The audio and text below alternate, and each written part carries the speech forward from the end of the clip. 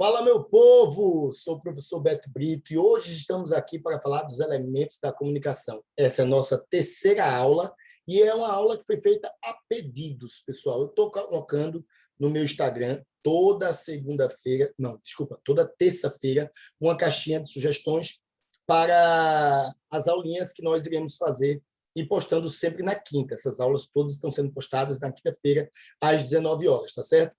E as pessoas pediram elementos da comunicação, que é um conteúdo simples, porém muito recorrente nas provinhas do Enem, tá certo, pessoal?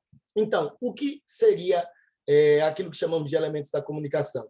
Os elementos da comunicação são as partes que compõem a comunicação, tá certo? Para que ocorra o que chamamos de comunicação, nós temos 6 elementos. E esses 6 elementos são fundamentais, pois algum problema em qualquer um deles, a mensagem, o código, o canal, qualquer problema vai interferir no resultado final e a comunicação não vai ocorrer, tá certo? Tudo começa entre o emissor e o receptor e no meio disso tudo você vai encontrar uma série de coisas que estão relacionadas à produção da comunicação, tá certo? Algumas coisas são importantes levantar aqui para vocês, tá certo, pessoal? Ó, se liga. Trouxe essas informações aqui, ó, que são informações que as pessoas geralmente esquecem. Ó. A comunicação ela pode ser verbal e não verbal. Ou seja, todas as vezes que a gente fala em comunicação, a gente tem mania de pensar que somente esse tipo de comunicação que nós estamos tendo aqui, que é verbal, ela é uma forma de comunicação. Mas não, pessoal. Também existe a comunicação não verbal, que é aquela estabelecida por meio de gestos, expressões corporais e sinais. Por exemplo, quando você está dirigindo, e vê um sinal de trânsito, um semáforo, ele está passando uma informação para você. Então, ali há uma comunicação, tá certo? Então, essa comunicação não é verbal, ela é meramente visual, ela é não verbal. E isso comunica de alguma forma, e por isso faz parte, pessoal, daquilo que chamamos de comunicação, tá bom? Independente dessa condição, os elementos da comunicação vão estar sempre presentes. Então, seja verbal ou não verbal, esses elementos vão estar sempre presentes. E o importante é você saber reconhecer cada um dos elementos e distingui-los, certo? Sabendo justamente exemplificar como cada um desses elementos se comporta. Por exemplo, ó, pessoal, basicamente a comunicação é feita de 6 elementos. Eu aqui, conversando com vocês nessa aula, eu sou o emissor, porque eu estou falando, tá certo? Então, eu sou o falante nesse momento da comunicação. Vocês estão aí do outro lado, vocês estão escutando, vocês estão recebendo a informação, tá certo? Então, vocês são receptores. Esse meio que estamos utilizando, pessoal, que é o meio virtual, certo? Ele segue um canal, certo? Que é a internet. Se nós não tivermos, se você não tiver com a internet agora, você não vai conseguir ver esse vídeo. Então, um problema no canal vai interferir diretamente nessa nossa comunicação. Tem uma mensagem aqui, pessoal, que é uma aula sobre elementos da comunicação. Então, eu peguei essa mensagem aqui na minha cabeça, ó, que são os conhecimentos acerca dos elementos da comunicação, e estou passando para vocês. Mas eu só estou passando para vocês e vocês entendendo, porque eu estou usando um código que você entende, que é a língua portuguesa. Por exemplo, se eu estivesse usando uma outra língua que você não sabe, certo? Que você não conhece, você não estaria entendendo aquilo que eu estou passando para você. Então, não funcionaria a comunicação. E existe aqui também um contexto, né? Que é o que chamamos de referente, um assunto. Você só veio em busca dessa aula porque você tem dúvidas, você quer saber mais sobre elementos da comunicação. Então, o assunto é interessante para você, despertou essa curiosidade. Então, numa comunicação, nós temos sempre esses 6 elementos, mas eles podem ser exemplificados de inúmeras maneiras, tá bom, pessoal? Eu trago no próximo slide uma imagem que remete a essa condição da comunicação, que tem que ter sempre uma pessoa que fala e uma pessoa que ouve, né? Eu coloquei essa brincadeirinha aí, né, do telefone, daquelas brincadeiras de copo por meio de um cordão que as pessoas brincam de telefone, para representar essa comunicação. E aí eu trago para aqui para vocês todos esses elementos que eu falei para vocês, né? O emissor, que é o falante, o receptor, que é aquela pessoa que ouve, certo? Então ele é o ouvinte ou interlocutor, o código, que vai ser o sinal utilizado, os signos, a mensagem, que é a informação, o canal, que é o meio pelo qual a mensagem vai se desenvolver, e o referente, que é o contexto, o assunto pelo qual está sendo abordado, tá bom? Para ficar mais conceitual, mais didático, pessoal, eu criei aqui, ó, pessoal, um ciclo que representa como essa informação se transforma, né? Como ela forma-se para que ela possa existir. Ó, percebam que eu coloquei aqui do lado esquerdo, certo? Olhem aí para o lado esquerdo, emissor, que é a pessoa falante, tá bom? Imagine uma conversa com os seus pais, uma conversa com os seus amigos. Então, você que está falando nesse exato momento, então você é o emissor. Mas você passa uma mensagem, que é um conteúdo, uma informação que está na sua cabeça. Vamos dizer que você está falando sobre o quê? Sobre o BBB, você está falando sobre a novela, você está falando sobre uma postagem do Instagram, certo? Então, você está falando uma mensagem, que é um conteúdo, que pode ser, pessoal, um texto, pode ser uma mensagem, pode ser um áudio, certo? E uma pessoa está escutando, mas pode ser uma pessoa, pode ser um grupo de pessoas, tá certo? Se você tiver numa rodinha de amigos, todos que estiverem escutando são os receptores. Então, você é o emissor, lança uma mensagem para um receptor. Mas para que esse receptor possa entender, pessoal, você tem que usar um canal e um código. Esse código, pessoal, no caso aqui, ó, nós nos comunicando, é a língua portuguesa. Então, emissor e receptor se entendem porque eles falam a mesma língua. Por isso que é muito complexo quando nós viajamos para outros países, ou então quando nós conhecemos pessoas de outra língua, entender o que eles falam, se nós não conhecemos a sua língua. Por quê? Porque há um problema ali no código, pessoal. É bom dizer que esse código ele não se restringe, pessoal, a línguas faladas, tá bom? A Libras, que é a linguagem de sinais, a linguagem brasileira de sinais, ela também possui códigos, só que são códigos gestuais. Braille, que é a língua, pessoal, para pessoas que têm deficiências visuais, ela é uma forma de código, só que esse código não é gestual, né? Ele é marcado por relevos que são lidos por meio do tato. Então, percebam que a comunicação ela não se restringe à perspectiva da fala, não é isso? E para ocorrer isso que nós chamamos de comunicação, tem que ter um contexto, um referente, que no caso aqui, pessoal, é o assunto que nós estamos abordando, que é interessante para vocês. Já pensou se eu tivesse aqui que falar com vocês, pessoal, sobre uma coisa muito complexa, que vocês não tivessem conhecimento nem interesse? Essa comunicação não funcionaria, né? Já pensou se eu fosse falar de física quântica? Eu sei que tem gente interessada em falar de física quântica, mas se você está aqui no canal, você está procurando coisas ligadas à linguagem. Então, você teria surpresa se esse vídeo chamasse Elementos da Comunicação e eu começasse a falar de física quântica. Você não estaria preparado para essa mensagem. Você não estaria preparado para esse assunto. E a nossa comunicação não funcionaria. Você simplesmente tiraria o vídeo, tá certo? Daria um stop no vídeo, mudava de vídeo, porque você tem interesse em escutar sobre elementos da comunicação. Claro que nesse círculo, pessoal, fica uma coisa muito didática, não é isso? Aqui foi o momento em que eu quis mostrar para vocês que o emissor é o falante, certo? Que a mensagem é o conteúdo da informação, que o receptor é o ouvinte ou interlocutor. Claro que o receptor, a partir do momento que ele responde ao emissor, que ele dá o feedback, ele passa a ser emissor. Então, as pessoas podem ser, ao mesmo tempo, emissores e receptores num processo de comunicação. No nosso caso, não, pessoal, porque só eu falo aqui, né? Vocês podem comentar esse vídeo, todos os comentários eu respondo. Então, quando você comentar esse vídeo aqui embaixo, pessoal, você vai estar sendo um emissor. E eu, ao ler o seu comentário, serei agora o receptor. Veja que coisa legal, né, pessoal?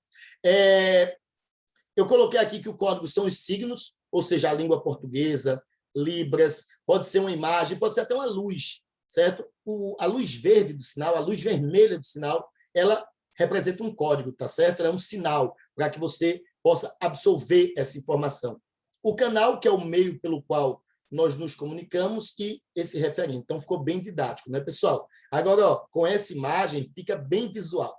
Vocês vão entender rapidamente esse processo de comunicação. Vejam só, eu coloquei um emissor e ele está emitindo um som, né, pessoal? Ele está ali com um megafone, não é isso? Emitindo um som. E ali esse som, ó, representa a mensagem que ele está passando para a pessoa que está recebendo a mensagem, que é o receptor. Beleza? E aí já fica mais fácil de você visualizar, não é? Essa mensagem, ela só funciona porque, veja só, eu tenho uma mensagem aqui na minha cabeça, mas se eu ficar calado,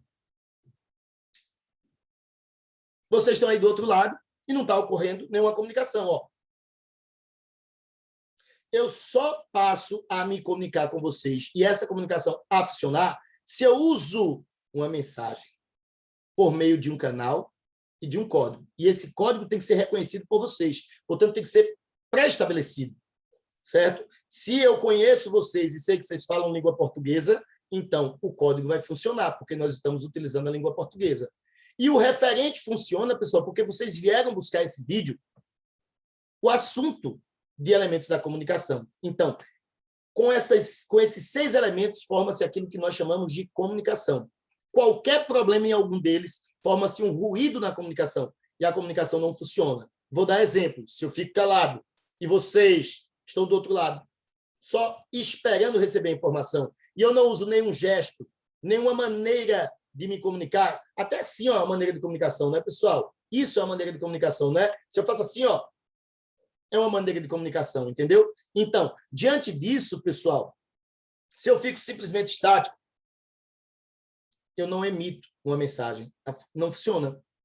Se eu falo em outra língua e você não entende essa língua, não funciona. Se o canal é a internet, você está sem internet, não funciona. Entenderam a ideia? Se o referente, que é o assunto, não te interessa, não funciona. Então, para a comunicação funcionar, eu tenho que utilizar uma série de elementos, os 6, e todos têm que estar funcionando perfeitamente, em harmonia. E aí, então, a comunicação funciona.